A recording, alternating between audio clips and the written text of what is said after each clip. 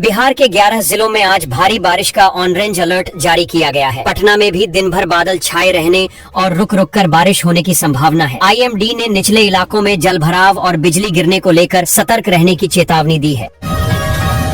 बिहार में बाढ़ की स्थिति गंभीर हो गई है। कोसी नदी के जलस्तर में वृद्धि से 80 से अधिक घर नदी में समा गए और कई गांवों का सड़क संपर्क पूरी तरह टूट गया। प्रभावित लोग सुरक्षित स्थानों की तलाश में पलायन कर रहे हैं। प्रशासन राहत और बचाव कार्य तेजी से चला रहा है।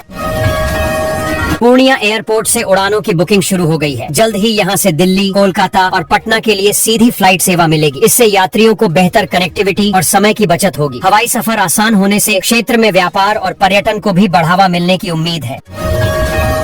भागलपुर के गोराडीह प्रखंड में बाढ़ का खतरा बढ़ गया है। नदियामा पंचायत के कई गांव जलस्तर बढ़ने से डूबने की कगार पर हैं। लोग सुरक्षित स्थानों की ओर जा रहे हैं। प्रशासन ने अलर्ट जारी कर बचाव दल तैनात किए हैं, जबकि हालात लगातार बिगड़ते जा रहे हैं। बिहार में बाढ़ से हालात बिगड़ गए हैं। नदियां उफान पर हैं और तटबंधों पर दबाव बढ़ गया है। कई गांवों में पानी घुस गया है, जिससे जनजीवन प्रभावित है। पटना में गंगा का जलस्तर खतरनाक स्तर के करीब पहुंच गया है। प्रशासन राहत और बचाव कार्य में जुटा है।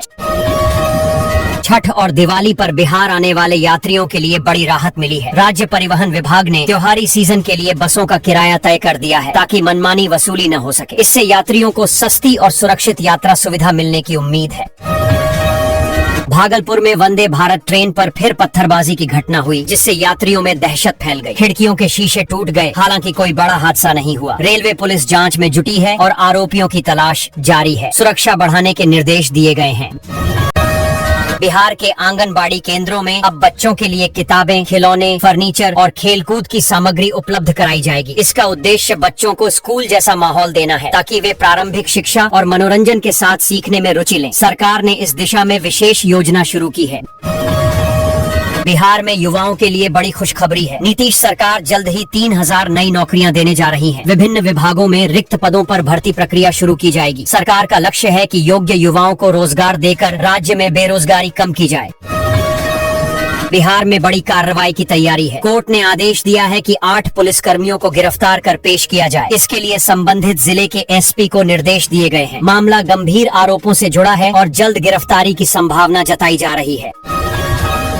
वैशाली में शिक्षा विभाग ने बड़ी कार्रवाई करते हुए 66 शिक्षकों पर लापरवाही के आरोप में गाज गिराई है। इन शिक्षकों को निलंबित किया गया है। विभाग ने स्पष्ट किया कि शिक्षा की गुणवत्ता से समझौता बर्दाश्त नहीं किया जाएगा। आगे भी ऐसी कार्रवाई जारी रहने की संभावना है।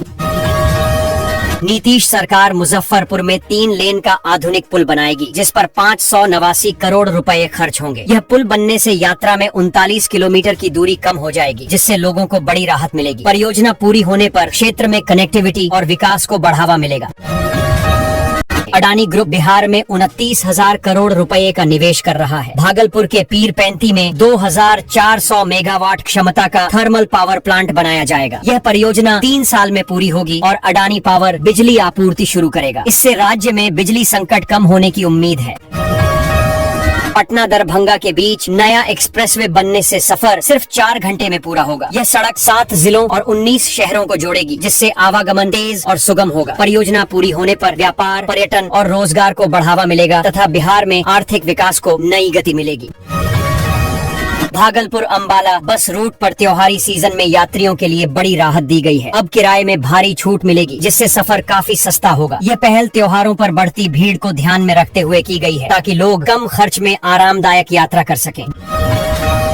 दिल्ली भागलपुर स्पेशल ट्रेन में अब अमृत भारत एक्सप्रेस का आधुनिक रैक जोड़ा जाएगा। इससे यात्रियों को बेहतर आराम और सुविधाएं मिलेंगी। ट्रेन में अत्याधुनिक सीटें, मोबाइल चार्जिंग पॉइंट और बेहतर सुरक्षा इंतजाम होंगे। यह बदलाव यात्रियों के सफर को तेज, आरामदायक और सुरक्षित बनाने के लिए किया गया है।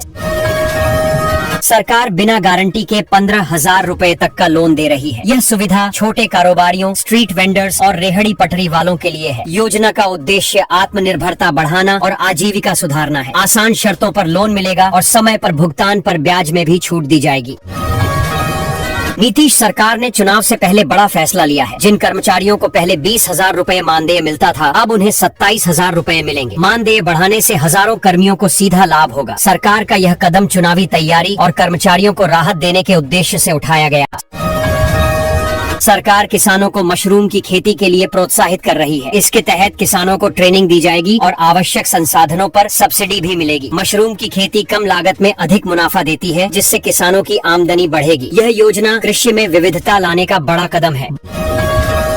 बांका में नारियल पानी की डिमांड तेजी से बढ़ गई है। लोग इसे सेहत के लिए फायदेमंद मानते हैं, क्योंकि यह शरीर को हाइड्रेट रखता है और गर्मी में राहत देता है। नारियल पानी प्राकृतिक इलेक्ट्रोलाइट्स से भरपूर होता है, जिससे ऊर्जा मिलती है और पाचन तंत्र भी बेहतर रहता है।